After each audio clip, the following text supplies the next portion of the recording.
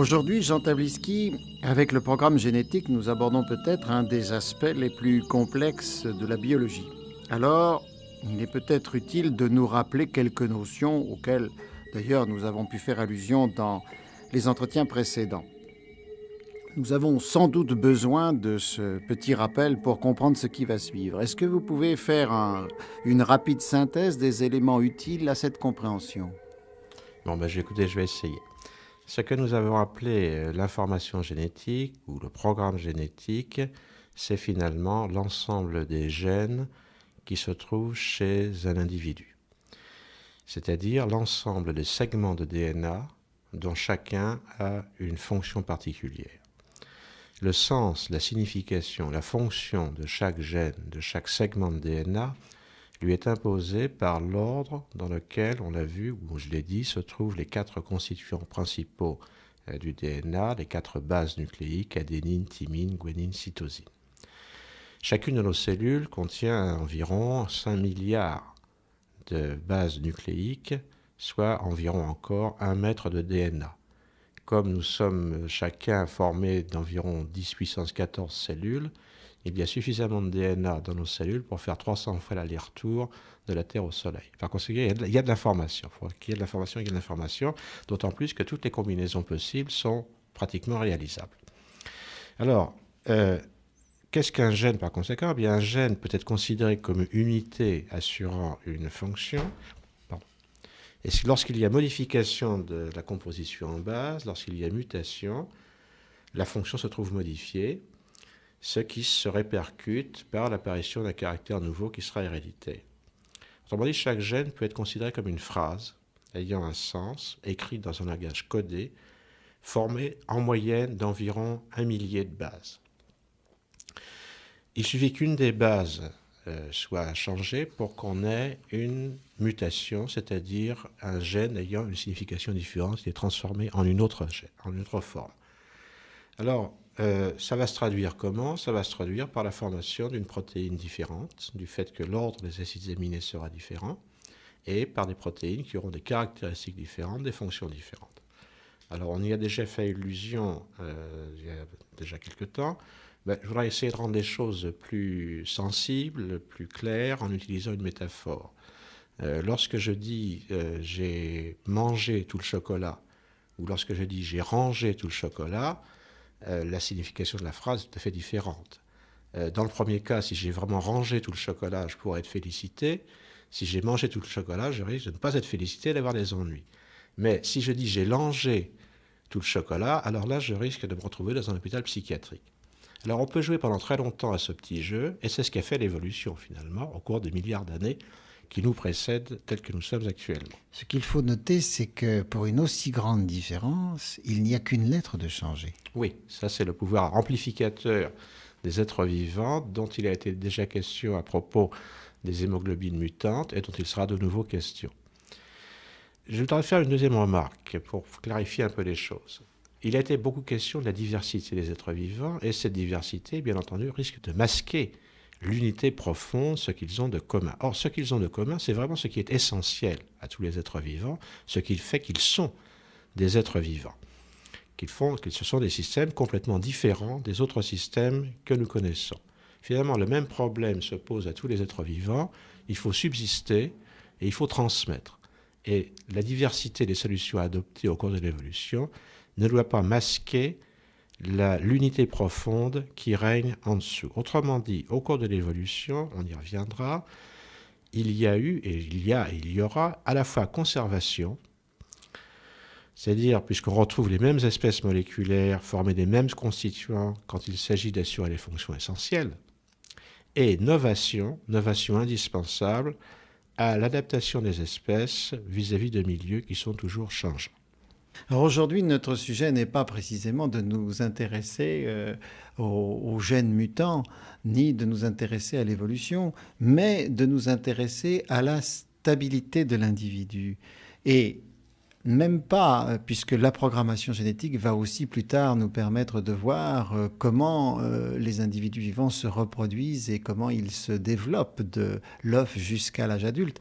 Là, nous prenons un individu adulte et nous essayons de comprendre pourquoi il reste ce qu'il est toute sa vie durant, en vieillissant bien entendu, mais il reste ce qu'il est. Il reste ce qu'il est, et il reste ce qu'il est en dépit du fait qu'il s'agit d'un système instable qui absorbe des constituants qui lui sont parfaitement étrangers. Et s'il reste ce qu'il est, c'est parce que chacune de ces cellules, quelle qu'elle soit, est dotée d'un programme génétique. Alors, il y a un miracle quotidien qui est tellement quotidien que personne n'y fait plus attention. Je viens de déjeuner, j'ai mangé des côtelettes de mouton, des haricots verts, j'ai mangé une pomme, j'ai mangé du pain, et au miracle, je ne suis devenu ni mouton, ni pommier, ni grain de blé, ni quoi que ce soit d'autre que moi. Alors la seule différence essentielle qui s'est passée entre le moment où j'ai commencé à déjeuner et le moment où j'ai fini, c'est finalement que j'ai plus faim. Mais je suis resté ce que je suis. Non seulement j'ai fait un homme, mais j'ai fait, en tant que Jean Tavlitsky, j'ai fait du Jean Tavlitsky. Alors naturellement, je ne suis pas le seul à partager ce privilège, à avoir ce privilège, je le partage avec tous les êtres vivants. J'espère en faire autant. Vous en faites partie. Avec tous les êtres vivants. Le grain de blé fait du grain de blé avec de l'air, de la lumière, de l'eau et de l'oxygène. Le pommier fait la même chose. Le lapin, le cheval, le mouton mangent de l'herbe. Le lapin fait du lapin avec de l'herbe. Le cheval fait du cheval avec la même herbe. Et le mouton fait aussi du mouton avec la même herbe. Autrement dit, le principe général, c'est que les êtres vivants sont dotés de la capacité extraordinaire de transformer des éléments qui leur sont étrangers en leurs propres constituants. Comment peuvent-ils le faire ? Comment le lapin fait-il du lapin avec de l'herbe ? Je crois que c'est là on aborde ici un des points les plus fondamentaux de la biologie, que la biologie nous a permis de comprendre. Et je voudrais dire simplement que la biologie est actuellement une science majeure, qu'elle est majeure à deux points de vue. D'abord parce qu'elle a atteint l'âge de la maturité, elle a ses propres disciplines, elle a ses propres méthodes, ses propres concepts. Et dans le deuxième sens du terme, elle est majeure par l'importance qu'elle a en ce qui concerne à la fois nos conceptions du monde vivant et les conséquences qu'on peut en tirer. Mais je voudrais revenir au lapin. Alors, nous avons déjà évoqué un certain nombre de notions que je veux simplement reprendre et développer. Et finalement, la question se pose de savoir qu'est-ce qui se passe. Tout d'abord, quand le lapin mange de l'herbe. Alors, il la mâche, il l'avale, il réduit en petites particules, ça va se trouver sous forme semi-solide. Il a donc ingéré et réduit les cellules végétales qui constituent l'herbe.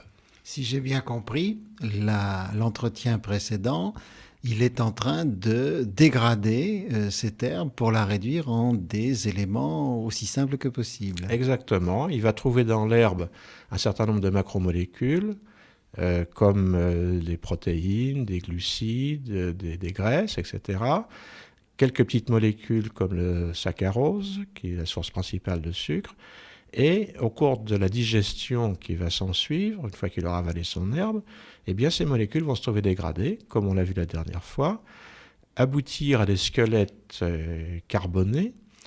Il va y avoir libération d'énergie, plus exactement formation de molécules transportant l'énergie. Et à partir de ça, le lapin va refaire des macromolécules, il va refaire des glucides, il va refaire des lipides, il va refaire des protéines, mais pas n'importe lesquelles. Chacun de ces types cellulaires va refaire les protéines ou les éléments qui sont spécifiques de ce type cellulaire. Alors, on sait que les protéines sont constituées d'acides aminés, et par conséquent, pour que le lapin fasse du lapin, il faut qu'il agence ces acides aminés de telle façon que ça devienne des protéines de lapin. Exactement. Alors avant d'y venir, il y a peut-être un petit mot à dire. C'est le suivant, parce que ça permet de comprendre un certain nombre de nos caractéristiques. Certaines des molécules qui parviennent aux cellules du lapin ou de l'homme ou de la femme vont entrer directement dans ces cellules et y être utilisées telles quelles, pratiquement. Et ce sont ces molécules qui sont nécessaires parce que nos cellules, par exemple, ne savent pas les synthétiser. Ce sont ce qu'on appelle les vitamines. Et vous savez que ces vitamines sont nécessaires à notre survie, à notre bon état de santé, parce qu'il existe des carences vitaminiques qui se traduisent par des troubles souvent importants. Il en est de même pour certains acides aminés. Par exemple, les plantes sont relativement pauvres en un acide aminé qui s'appelle la méthionine. Notre organisme ne sait pas faire de la méthionine. Lorsque des populations se nourrissent exclusivement de végétaux, la quantité de méthionine qu'elles trouvent dans leur alimentation n'est pas suffisante et il se produit alors des troubles extrêmement graves chez ces populations. Ça s'appelle le kwashiorkor, en particulier chez les populations africaines, des troubles extrêmement graves qui peuvent conduire à la mort de l'individu.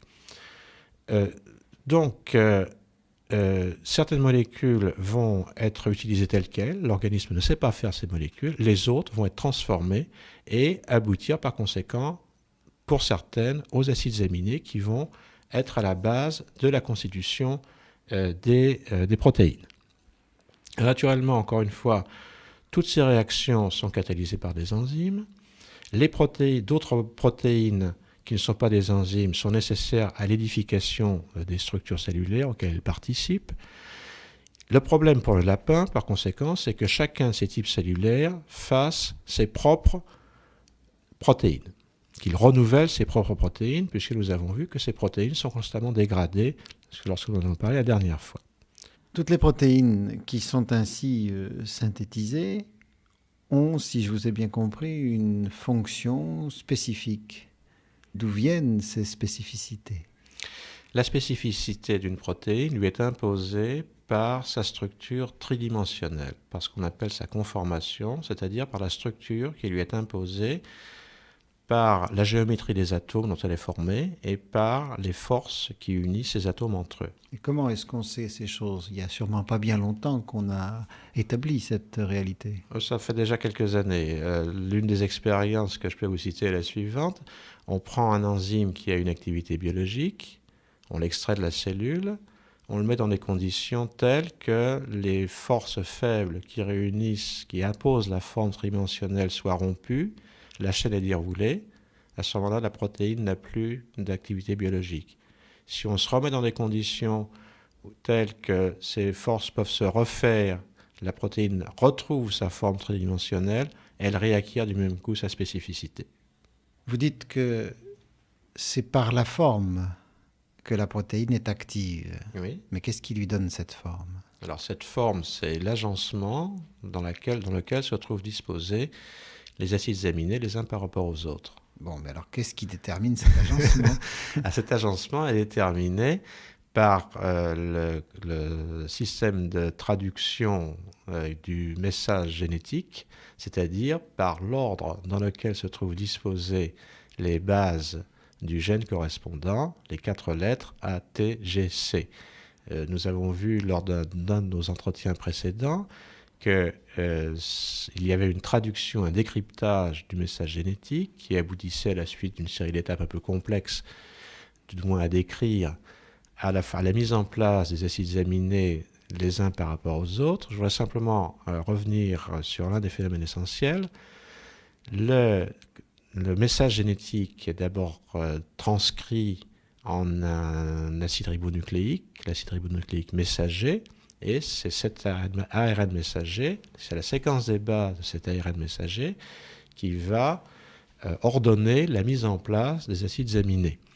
Nous avons vu que le code génétique est déchiffré par groupe de 3 lettres. Je vous donne un exemple. Puisqu'il n'y a pas de thymine dans l'acide ribonucléique, avec 2 U et 1 G, on a 3 combinaisons possibles qui sont G, U, U, U, G, U, U, U, G. Eh bien, chacune de ces combinaisons correspond à un acide aminé différent. GUU correspond à la valine, UGU à la cystéine, UUG à la leucine. C'est donc bien l'ordre dans lequel sont disposées les lettres A, U, G, C dans l'ARN messager et par conséquent qui viennent de la disposition des lettres A, T, G, C au niveau du DNA. C'est donc bien cet ordre qui impose l'ordre dans lequel se trouvent les acides aminés de la protéine qui dépend du gène correspondant.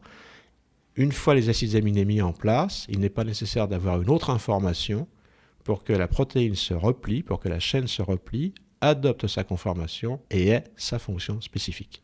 Alors, il faudrait peut-être alors que nous revenions au lapin pour voir comment il fait du lapin. Oui, on a déjà beaucoup d'éléments et on n'a jamais quitté ce lapin.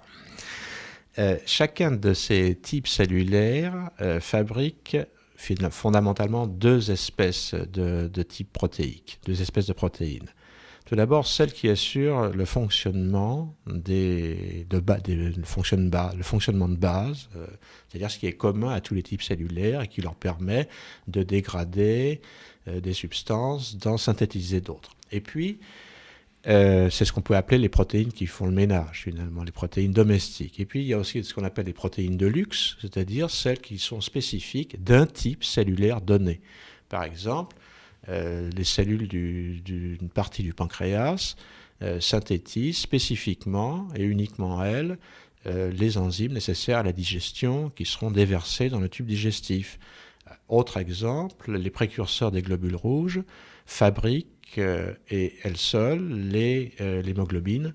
Alors, je voudrais simplement dire que ce qu'il y a d'essentiel, quel que soit le type de protéine qui est synthétisé, ce qu'il y a d'essentiel, c'est que la mise en place, en bonne place des acides aminés, dépend du programme génétique de la cellule. C'est-à-dire que chacune des protéines est sous la dépendance d'un gène et que c'est l'ensemble du programme génétique de la cellule qui permet ainsi au lapin de faire du lapin avec de l'herbe. Oui, seulement le lapin est constitué d'une quantité de tissus très différents. Alors chaque type cellulaire a son propre programme. Je vous répondrai oui et non. Oui, en ce sens que chaque type cellulaire ne fait fonctionner qu'une partie du programme. Non, en ce sens que chaque cellule possède la totalité du programme qui, à l'origine, se trouvait dans l'œuf ou dans la graine quand il s'agit d'une plante. Ce qui veut dire que chaque type cellulaire active une partie du programme qu'il possède. Exactement. Fait s'exprimer une partie du programme qu'il possède. Je peux vous donner une analogie. Une analogie, c'est jamais qu'une analogie, elle vaut ce qu'elle vaut. Dans une partition d'orchestre, on trouve tous les éléments nécessaires à l'exécution de l'œuvre. Les notes, les silences, les thèmes, le rythme, les indications nécessaires à l'entrée de tel ou tel soliste. Tous les musiciens de l'orchestre ont cette partition devant les yeux, ils ont la même partition. Certains joueront d'un bout à l'autre, par exemple ceux qui, pour prendre notre analogie, il s'agira des gènes qui sont nécessaires à la synthèse des protéines des ménages. D'autres, les solistes, ne commenceront à jouer qu'à un moment donné et s'arrêteront lorsque leur partition indiquera fin. Vous dites que chaque cellule possède la totalité du programme génétique, 1 mètre d'ailleurs.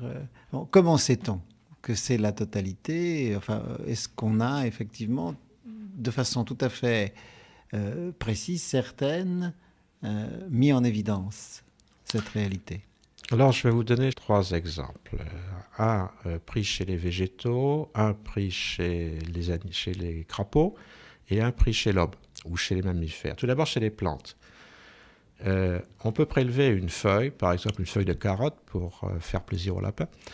On peut prélever une feuille, en dissocier les cellules et faire en sorte que chaque cellule se retrouve toute seule dans un milieu nutritif.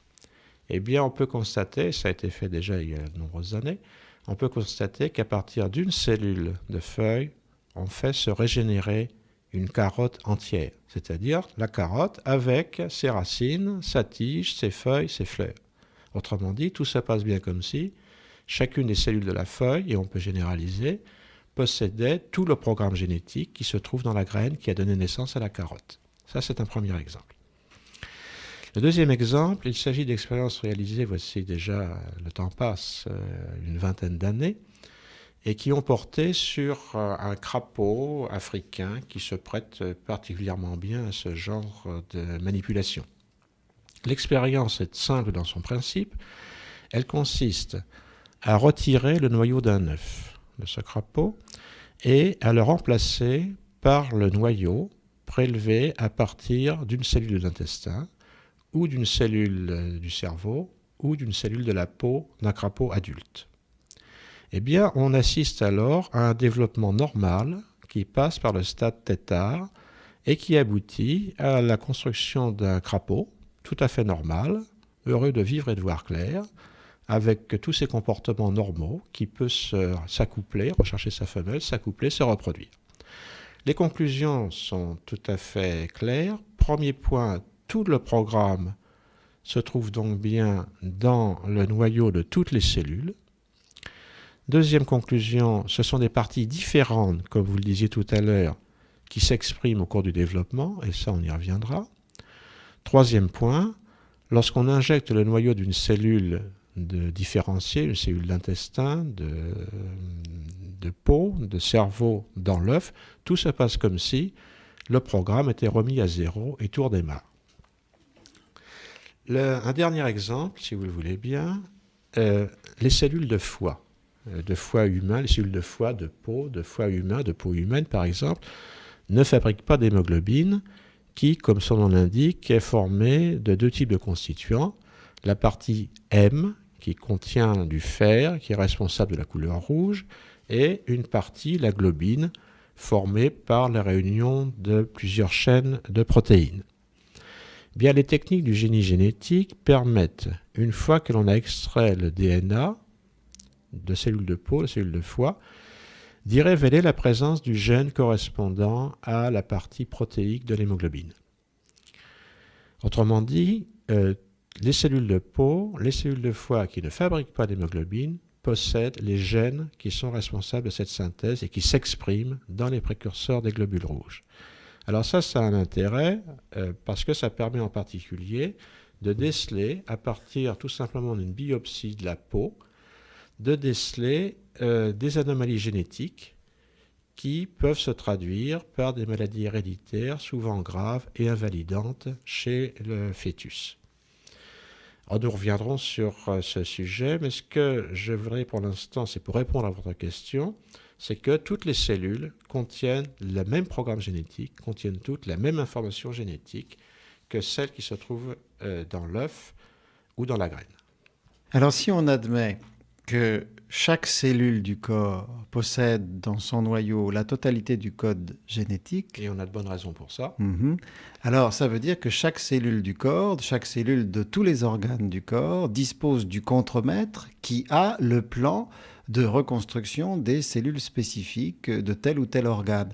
Et par conséquent, les matériaux cassés au début de la digestion et de l'assimilation doivent être transportés cassés jusqu'au lieu, aux différents organes où ils devront être synthétisés dans la bonne forme, c'est-à-dire dans la forme du lapin pour le cas du lapin. C'est ça, c'est-à-dire que c'est le sang qui se charge de se transporter à tous les tissus, à toutes les cellules, les éléments qui lui ont été transmis par les cellules intestinales. Et le sang transporte aussi naturellement chez des organismes tels que les nôtres l'oxygène qui se trouve lié à l'hémoglobine des globules rouges, lié de façon réversible. Et c'est cet oxygène qui va servir à accepter les électrons qui sont libérés au cours des oxydations avec la nécessité de former des liaisons riches en énergie. Et tout le métabolisme de la cellule, tout le fonctionnement de la cellule va donc être enclenché ou va donc se servir de ces éléments de base qui lui sont apportés par la circulation sanguine. Mais il faut bien se rendre compte du fait que c'est parce que nous sommes des organismes compliqués, de grands organismes, que nous avons besoin de ça. C'est ce que nous disions au début de cet entretien. C'est parce qu'il y a des superstructures qui sont nécessaires parce que nous sommes des organismes de grande taille. Mais je crois que l'essentiel, et c'est la conclusion à laquelle on arrive, c'est que si donc le lapin fait du lapin avec l'herbe qu'il mange, c'est parce que ces cellules sont dotées d'un programme, on a parlé tout à l'heure de contremaître, d'un programme lapin qui lui a été transmis par ses parents, qu'il transmettra à ses petits lapins enfants s'il en a, programme qui impose la synthèse de protéines spécifiques.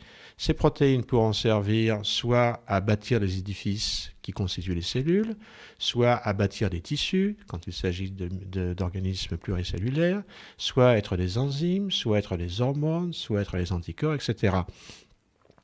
Mais je crois qu'il faut quand même insister sur un point, c'est qu'il ne suffit pas que, pour faire un lapin, que tout se passe correctement au niveau de la synthèse des constituants. Il est nécessaire aussi, pour avoir un organisme bien constitué, que aussi bien les cellules que les organes gardent et conservent et aient une organisation. Par conséquent, que les systèmes de régulation soient mis en œuvre pour assurer la coordination des fonctions, et ceci on le verra à tous les niveaux auxquels on se place, depuis la cellule jusqu'aux écosystèmes.